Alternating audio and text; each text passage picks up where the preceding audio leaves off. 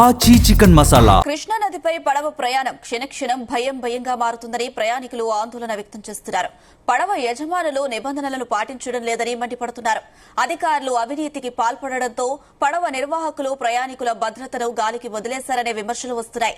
ఎన్టీఆర్ జిల్లా జగ్గయ్యపేట మండలం ముత్యాల గ్రామానికి గుంటూరు జిల్లాలోని పలు గ్రామాలకు మధ్యలో కృష్ణా నది ప్రవహిస్తూ ఉంటుంది. నిత్యం వందలాది మంది గుంటూరు జిల్లా నుంచి ఎన్టీఆర్ జిల్లాకు, ఎన్టీఆర్ జిల్లా నుంచి గుంటూరు జిల్లాకు పడవ ప్రయాణం చేస్తూ ఉంటారు. ఈ పడవ ప్రయాణం ప్రమాద భరితంగా మారిందని ప్రయాణికులే భయాందోళన వ్యక్తం చేసే పరిస్థితి కనిపిస్తోంది.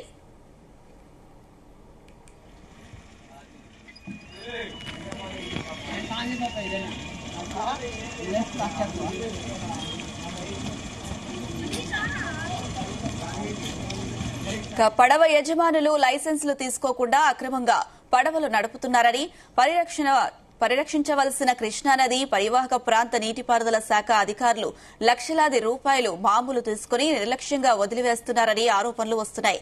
ఏదైనా పడవకు ప్రమాదం జరిగితే ప్రయాణికుల ప్రాణాలు గాల్లో కలిసిపోయే అవకాశం ఉంది.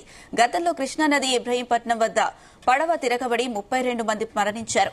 ఇటువంటి సంఘటనలు జరుగుతున్నప్పటికీ అధికారులు మామూలు మత్తులో నిర్లక్ష్యం కారణంగా ప్రమాదం జరిగే కారణాలు లేకపోలేదు. ఎప్పటికైనా నీటిపారుదల అధికారులు, కృష్ణానది ఇరిగేషన్ శాఖ అధికారులు కఠిన చర్యలు తీసుకుని అక్రమ రవాణాకు ఉపయోగించే పడవలను స్వాధీనం చేసుకోవాలని కోరుతున్నారు.